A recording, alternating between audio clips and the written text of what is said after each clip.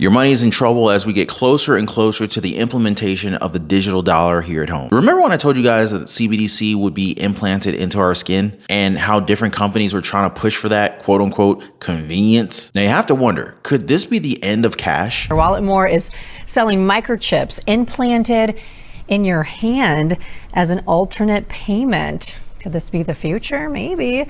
Once you set up your card info in the company's app, look at this. It says payments could be as easy as swiping your hand over a card reader.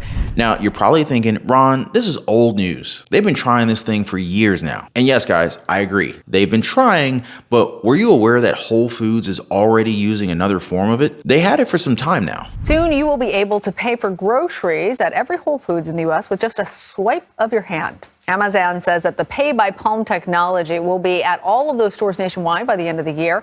Customers just have to hover their hand over the device to pay. This method is already being used at 200 Whole Foods locations across 20 states, and you can also find it in other places, stores like Panera Bread.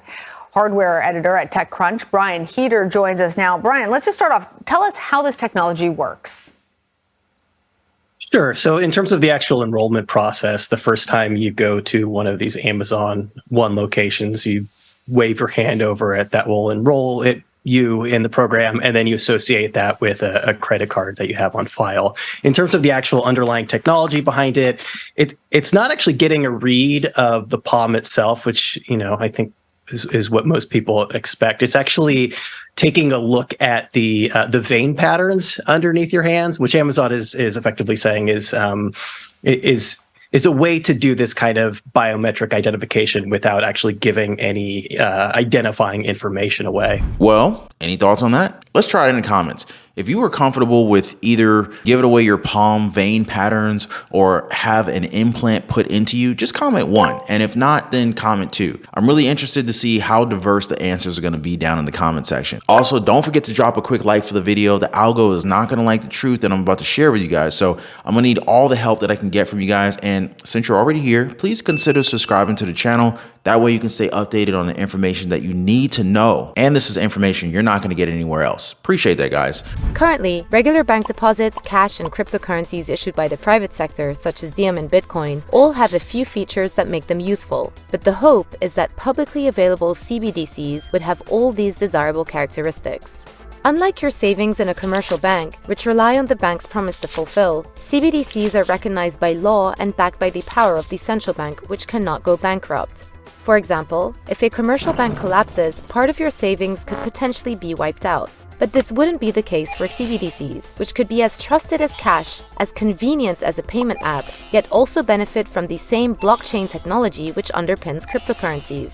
And just like cash, CBDCs could be distributed through commercial banks, avoiding too much disruption to the financial system, or the central bank having to deal directly with many millions of citizens and businesses. Now, I'm pretty sure you're wondering, why am I talking about CBDCs again, right? Isn't this topic dead, kinda? Well, apart from me not wanting any of you guys to forget about the amount of control that this can possibly give both the Federal Reserve and the federal government, the IMF or International Monetary Fund, they just released a handbook for central banks regarding how to develop and implement their respective CBDCs. Now, this thing's like 30 or so pages. So, I'm just going to give you guys the lowdown instead of trying to discuss this entire article, as that would probably take a whole lot longer than just one video. So let's go ahead and start with something that, we're all familiar with. The handbook suggests that the pandemic increased the use of digital payments. And it's actually true. I mean, it spiked all over the world. And this is because they wanted us to hate touching physical cash. Oh, there's so many germs. Y'all remember that? Because I do. Paper money. When you start to think about it, there are many, many hands and places that cash comes in contact with on a daily basis.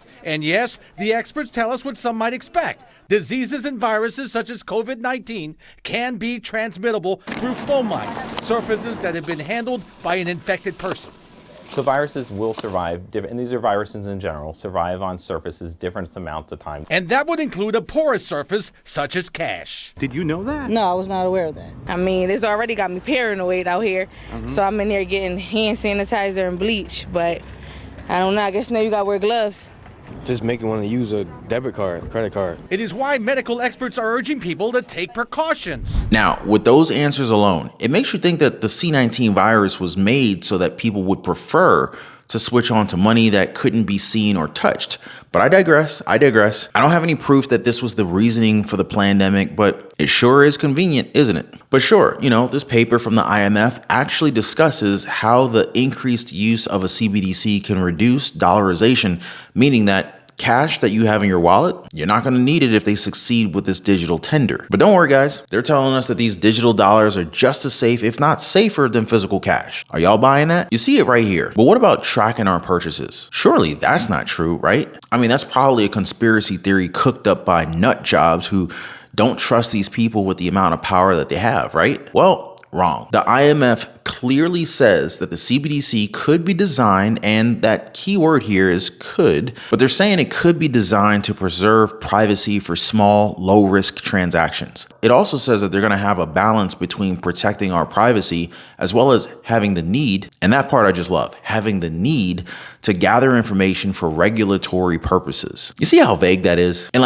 what counts as a small, low-risk transaction? Give us some numbers here, right? Is it me buying my groceries at Walmart, Target, Kroger, Costco? Is it me buying a new iPhone or a Samsung S24? Maybe a laptop. Are those considered low risk? And when you hear the word regulate, what's the first thing that pops into your mind? Now, if you ask me, it's more about control. You see, they want to regulate a lot of things that you and I buy right now. I mean, just think about anything that's powered by gas, stuff that they want to phase out within the next decade or so. I mean, what's stopping them from checking on your carbon emissions, right? Oh, you gassed up at Chevron or Shell this morning? Too bad, because you've used up all your carbon credits and now your cash is frozen for gas stations. You ain't going nowhere. I know it sounds far-fetched, but like I said, guys, the language is vague. In fact, it's so vague, it could possibly interpret it in this way, couldn't it? But what do you guys think? Now, here's something that's going to really drive the point home, all right? Do you see that? How these digital dollars will establish a financial history, a digital record of data that can offer valuable financial information about the user. I don't know, guys. It's just a little bit scary to think that they can kind of word these handbooks like this, because it could be easy to read into in so many different ways by different central banks around the world, in fact. Now, I just want to leave you guys with this report that talks about the possibilities that a digital dollar brings